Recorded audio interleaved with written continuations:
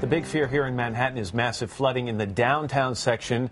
At one point, it is the lowest area in lower Manhattan. It's near Battery Park, the Staten Island Ferry. That's where NBC's Amy Robach is this morning. And I know you took a walk recently, Amy, and saw some things that didn't look so good.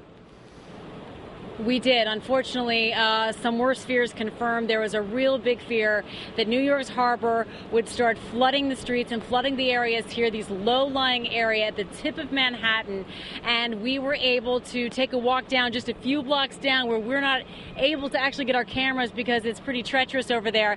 And I immediately fell into 6 inches, almost a foot of water. In fact, take a look as I take you down what used to be the Staten Island boardwalk, the boardwalk here at the tip of Manhattan. Just a few moments ago, this street was dry. It has already started to flood. It is high tide. Irene is coming ashore.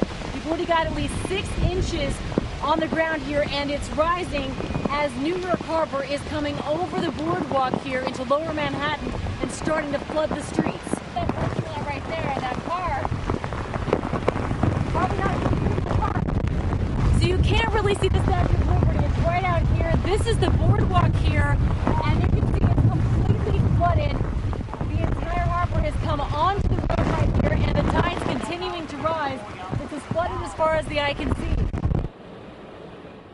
And that's the concern. I mean, the tide is still coming in. Irene is still washing ashore. We're not exactly sure how far that water is going to head into the streets of lower Manhattan here. Obviously, we know Battery Park Boardwalk is off limits at this point. And the concern, obviously, is this water getting into the bowels of New York and affecting the power grid, affecting those cables that are carefully laid below the city's surface. And so we've seen some Con Edison trucks around here monitoring the situation. I know that they're deciding whether or not protectively they need maybe perhaps to cut off power to protect those lines, because once that salt water gets into those areas, it's some major problems. It's also interesting, we went over there because we had just talked to this guard who guards the Staten Island Ferry. His guard shack is right along the water's edge, and he was looking at it and he said, I've never seen the water so high. I don't like where I am right now. I've been here for a long time, and never in my life have I seen the water like that. So we went over to the boardwalk, and we saw exactly what he was talking about as we now see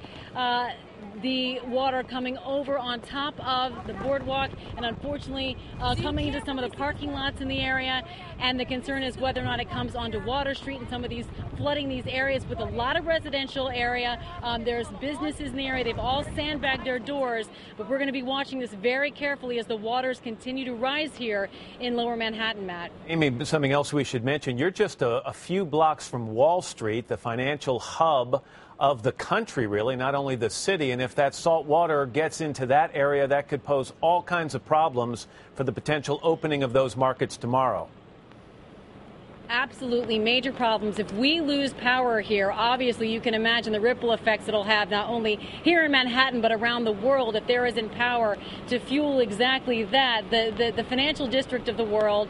And this area is in a very precarious situation right now with the rain coming down, the water's coming in. We have Irene washing ashore, so as we mentioned, Con Edison trucks, we've seen them going up and down and all around, making sure they do the best to protect those cables, protect those wires for further damage, because it could take weeks to get back up if those wires themselves are damaged by the salt water, Matt. All right, Amy Robach in lower Manhattan this morning. Amy, thank you very much.